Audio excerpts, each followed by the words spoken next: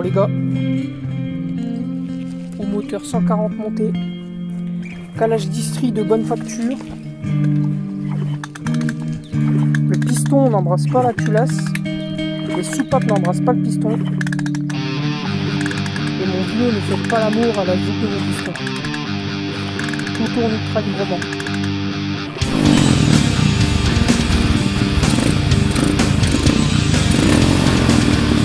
Là, le rodage il est mort.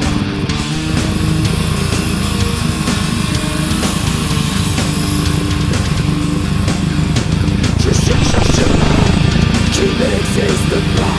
Pour moi tout est allé sans Le 140 est un échec, est un succès, pardon. Qu'est-ce qui s'est passé la dernière fois? Mais putain, qu'est-ce qui s'est passé l'autre jour? Mon esprit en sommeil, ma mémoire en coma. Mélange les soleils, les hivers, les heures et les mois. Je ne dors plus, j'ai mal, j'ai peur et j'ai froid.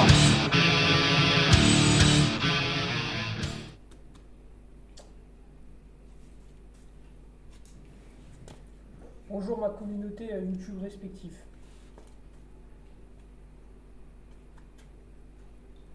Cette vidéo là, elle consiste à vous expliquer déjà ce qui aurait dû se passer dans une vidéo qui n'a pas pu être sortie et vous expliquer ce que j'ai fait sur cette moto et si ça va marcher. Donc c'est simple. Pour ceux qui n'ont pas vu la première vidéo, cette moto là c'est une dirt bike chinoise Tomstar 125 Pro. Enfin c'était une Tomstar 125 Pro. Là dessus il y a un kit 140.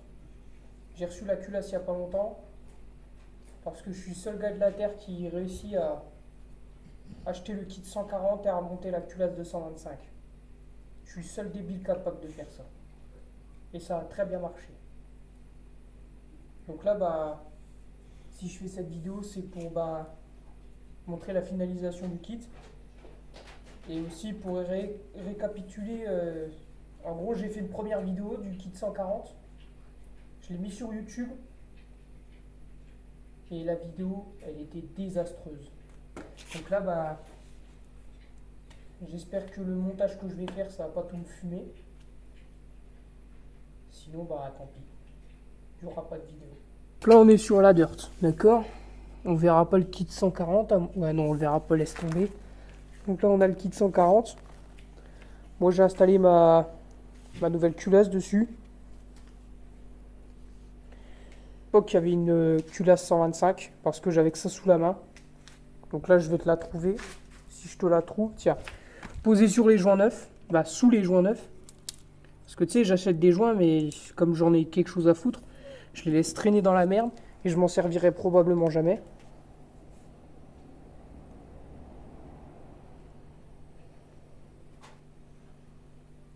La culasse est dans un désastreux état. Il y a des impacts de partout. Cette culasse là, elle est montée sur la moto depuis 2007. Mais ça, c'est strictement rien, d'accord? Les châssis de dirt bike chinois, tu prends 2 sauts normalement, tu arrives à la limite de tout ce que tu pouvais faire. Par contre, les moteurs, ils pourront faire 4 bécanes derrière. C'est-à-dire que toi, demain, tu meurs, le moteur, il est encore là. Ton arbre généalogique, il disparaîtra avant que ce cylindre prouve des faiblesses. Là où commencent les vrais problèmes, c'est que maintenant que j'ai mis le kit 140, est-ce que le moteur va être aussi fiable qu'avant? Et à mon avis, je pense que non. Mais ça, je m'en fous parce que le kit 140, c'est totalement pour le fun. Et puis pour me faire la main un peu aussi. Parce que j'aimerais bien faire un peu de mécanique sur les motos et tout. Parce que les motos, c'est un peu ma passion depuis que je suis tout petit. Plus quad, mais j'aime bien les motos aussi. Donc là, ce qui va se passer, c'est très simple. Demain, je reçois de l'huile. Parce que j'ai des bonnes blagues à vous raconter. Attention, ouvrez bien les oreilles. Tout à l'heure, quand j'ai remonté ma culasse, déjà, commençons par le jour où je l'ai reçue. Je l'ai monté, tout allait bien. Et là, j'essaye de mettre des coups de kick, pas de compression. Il y a un vieux soufflement bizarre, ça faisait... En fait, dès qu'il y avait de la compression, ça faisait... J'ai jamais compris. Du coup, j'ai redéculassé. Déjà, j'ai quelqu'un qui est venu m'aider. Il y avait un caillou coincé entre la culasse et le joint d'embase. Voilà. Donc je pense que je fais du bon travail quand même. À côté de ça, il y a eu un autre problème. J'ai remis l'ancien cache de la culasse 125. C'est un délire, tiens. Il est juste devant ma gueule, il traîne par terre. J'ai remis ça. Sauf que sur les culasses 240, bah, il y a un radiateur d'huile. Donc du coup, tu as deux trous. Et moi, j'avais remonté celui de 125 pour pas être emmerdé. Sauf que ça pousse l'arbre à cam. Encore une sacrée connerie de ma part, quoi. Et puis après, bah, quand tout a été remonté, le gars, le monsieur qui m'a aidé à remonter, il m'a dit remballe tout pour ce soir, c'est fini. Tu ranges ta moto, demain tu te mets dessus et tu verras, elle tournera nickel. Je me suis mis dessus, j'ai tout remonté, je mets des coups de kick et tout. Elle galérait à démarrer, Putain, j'ai de la buée dans mon masque, mec. Tout monté, j'ai essayé de mettre des coups de kick et déjà la culasse elle claquait à mort parce que le réglage soupape je l'avais pas fait. Et j'ai pas de cale pour le faire, donc du coup j'ai dû le faire à l'aveugle. Du coup ça claquait un peu. Et quand je mettais des coups de kick, j'avais une dent décalée sur ma distrie. Et j'ai fait tout ça. Il n'y avait plus de claquement. La distrie est bien calée, il n'y avait plus de claquement, il n'y avait plus rien. Réglage soupape bien fait. Et toujours pas de compote. Du coup ma seule théorie c'était que le siège de soupape il soit nul à chier. Ou que le... Merde, le... Tu sais, comme mes soupapes elles étaient trop rapprochées, je me suis dit elles doivent pas se fermer entièrement. Du coup, ce que j'ai fait, c'est que j'ai desserré les soupapes à fond. Je me suis dit là, elles peuvent pas être plus fermées. J'ai réessayé, pas de compression. Et j'avais encore le vieux. Du coup, après avoir tout fait, je suis resté 30 minutes comme ça.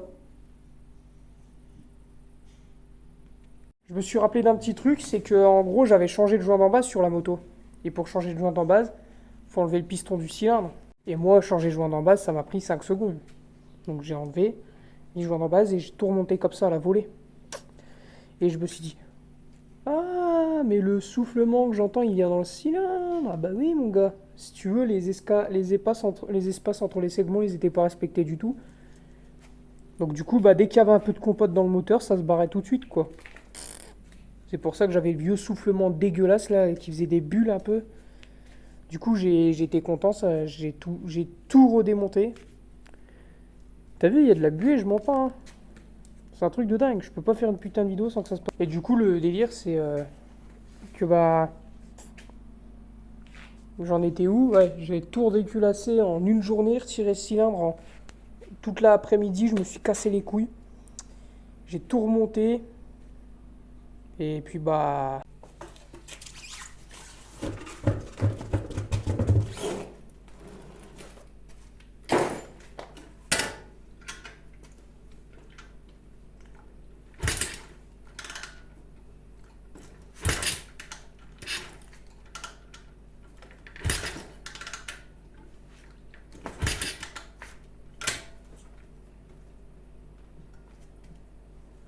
C'est pas la compression la plus violente de la Terre, mais c'est largement assez pour démarrer.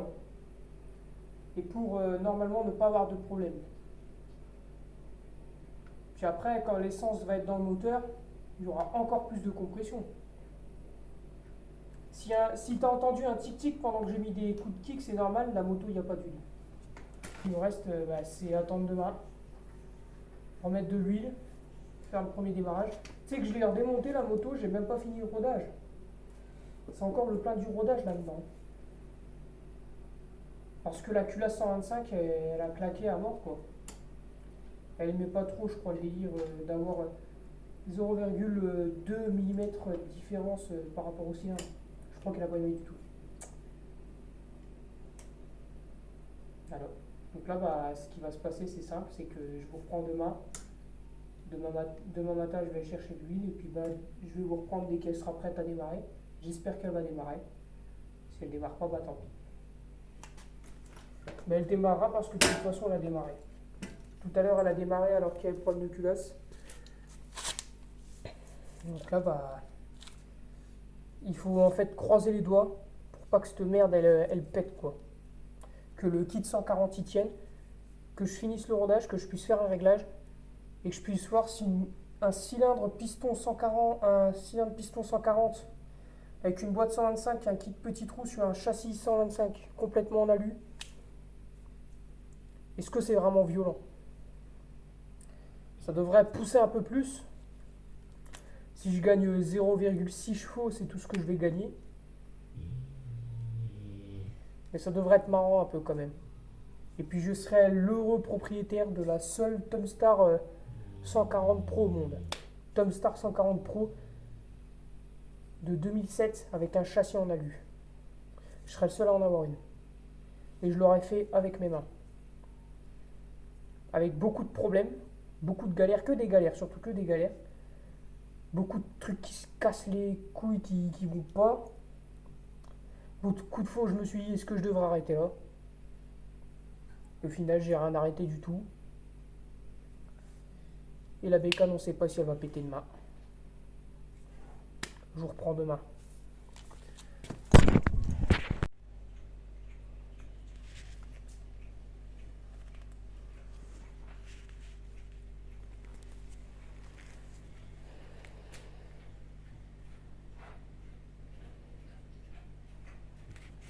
La moto a démarré tout à l'heure. Et j'ai une bonne. J'ai plusieurs bonnes et plusieurs mauvaises nouvelles. Tu peux pas avoir de bonnes nouvelles sans avoir de mauvaises nouvelles. C'est pas possible. Comme je suis quelqu'un de cool, je vais commencer par les mauvaises nouvelles. Les mauvaises nouvelles sont que la culasse claque super fort. D'accord, la culasse elle claque à mort. Et quand je mets des coups de gaz, c'est 1000 fois pire. Et les seules hypothèses émises sont que comme la culasse elle est neuve, le temps que l'huile passe vraiment partout, ça risque de claquer un peu.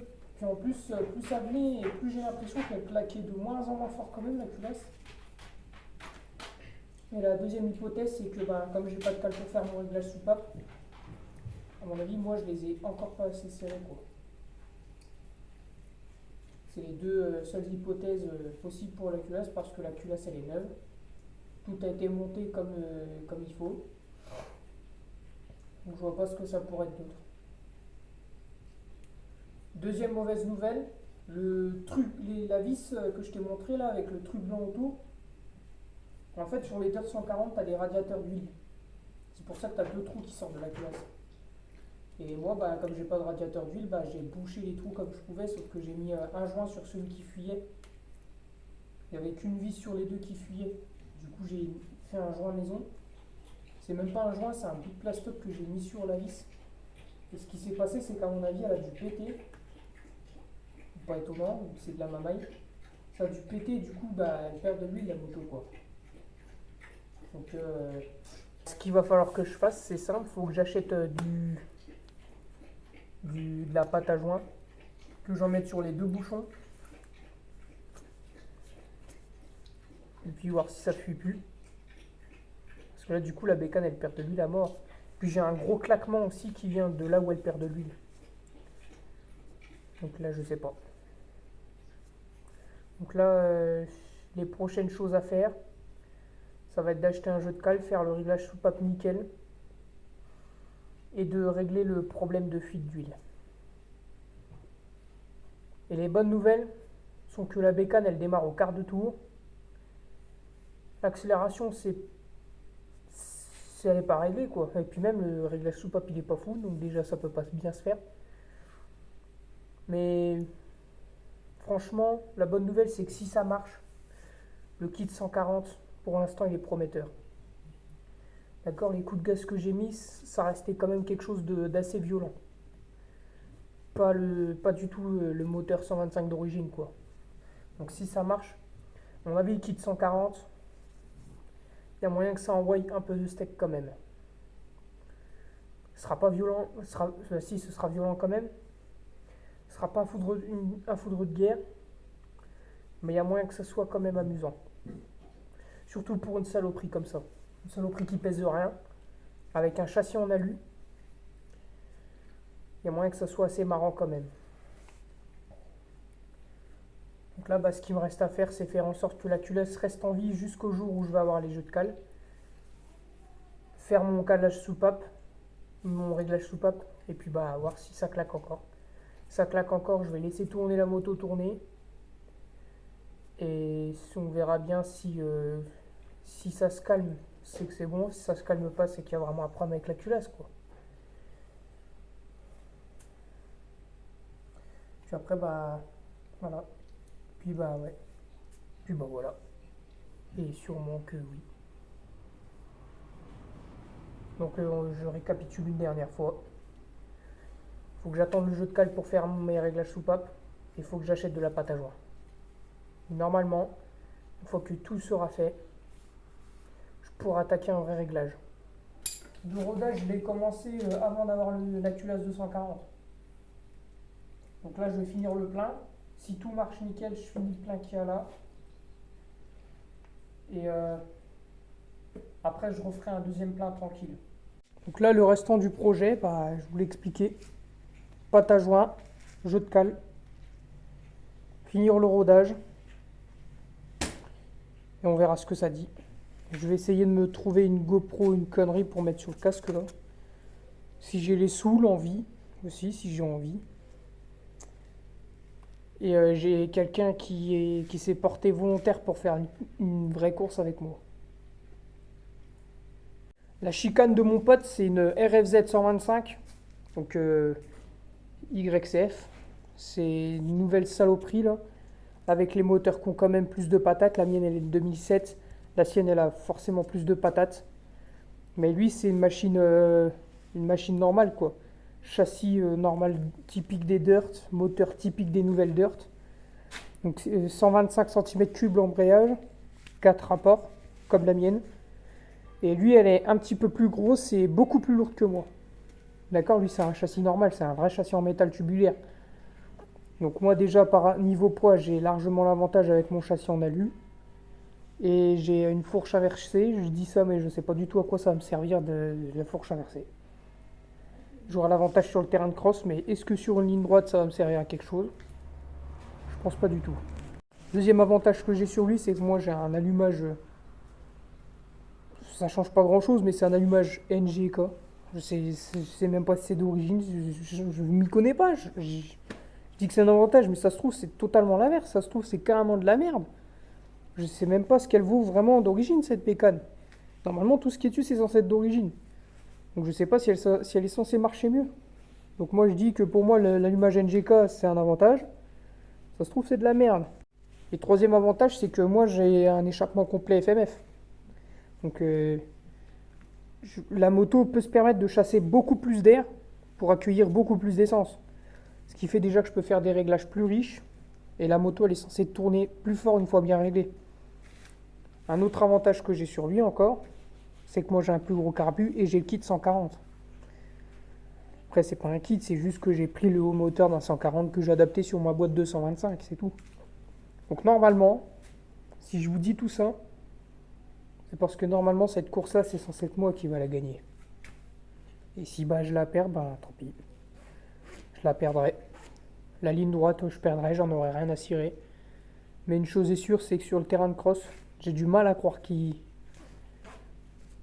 puisse faire quelque chose. T'as entendu? Sur terrain de cross, j'ai du mal à croire que tu puisses faire quelque chose. Donc voilà, là depuis le début de la vidéo, vous avez rien vu de spécial. Je parle. Parce que bah ouais, j'avais totalement pas envie de filmer. Quand j'ai démarré la moto et qu'elle s'est mise à claquer à mort, ça m'a un petit peu saoulé. Quand j'ai commencé à comprendre les causes et tout, je suis rentré dans des discussions et tout. J'avais aucune envie de filmer, mais alors strictement aucune. Sauf que bah, à chaque fois, bah, j'ai pas de contenu à mettre sur ma vidéo, quoi. Là, je pourrais te la démarrer, mais ça sert à rien, elle va perdre 2 litres d'huile. Ça sert strictement à rien. Là, elle démarre et tout, mais vas-y, j'ai plus d'huile en plus, ça sert à rien de nous faire une vidange express là tout de suite maintenant, ça sert strictement à rien. Donc là, bah, ce qui va se passer, c'est que bah, semaine prochaine en plus, je suis pas chez moi. Donc bah va falloir attendre encore. Eh oui. C'est pas facile la vie mon petit gars. La prochaine fois que je te reprends normalement c'est en fin de cette semaine là. J'aurai peut-être mon jeu de cale pour caler mes soupapes. Et puis j'aurais peut-être acheté la pâte à joint pour faire les joints autour des vis de merde. Et pareil, ça, les vis, c'est un vrai massacre. C'est des vis longs comme ça que j'ai recoupé à peu près longs comme ça. Enfin, avec ce qu'on a, hein. On n'a pas tous les moyens d'acheter les moteurs déjà préparés ou d'acheter toutes les pièces. Moi, j'ai juste acheté cylindre culasse carbu là-dessus, hein. Donc bah maintenant, j'ai plus qu'à me démerder avec tout ce que j'ai là. À moitié en train de me rouler dans les cailloux, les mains pleines de merde. Donc voilà. Je vous reprends en fin de cette semaine et puis on verra ce que ça dit. Ça y est les gars, on y est. J'ai passé un coup de jeu de cale. Là j'ai mis 8 pour l'échappement et 6 pour l'admission. 5 pour l'admission, pardon. Donc là c'est le moment de vérité, on va tout remonter, j'ai racheté de l'huile neuve. Merde, putain, quel bouffon, la vis elle est de l'autre côté. C'est faire en sorte que ces deux putains de vis de merde là elles soient étanches. Surtout celle-là, c'est celle-là qui crache à mort. Puis bah après bah on va voir si ça démarre nickel et que ça claque pas, hein. Déjà j'ai mis des coups de kick, il n'y a plus le vieux claquement dégueulasse au niveau de la culasse. Est-ce qu'une fois que ça va démarrer ça va changer? On verra bien. Allez c'est parti. Bon bah voilà, plus qu'à attendre que le joint il sèche. Puis une fois qu'il sera bien sec, bah plus qu'à démarrer. J'ai déjà fait le premier démarrage. C'est d'ailleurs pour ça que j'ai dû remettre de la pâte à joint. J'ai fait le premier démarrage avec tous les calages et tous les soupapes réglées et compagnie.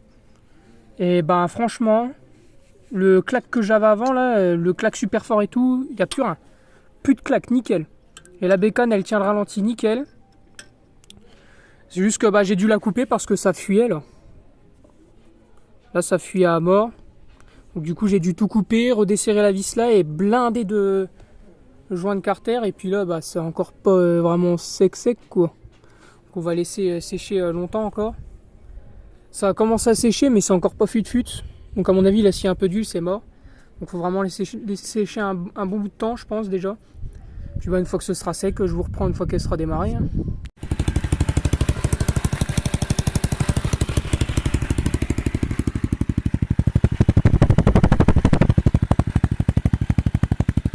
Bon bah voilà. Le kit 140 il tourne devant vos yeux. Il n'y a plus de claques chelou. Et la fuite d'huile pour l'instant ça a l'air d'aller. Ah putain non. Arrête, elle fuit encore là. Putain elle fuit encore les gars, c'est pas vrai.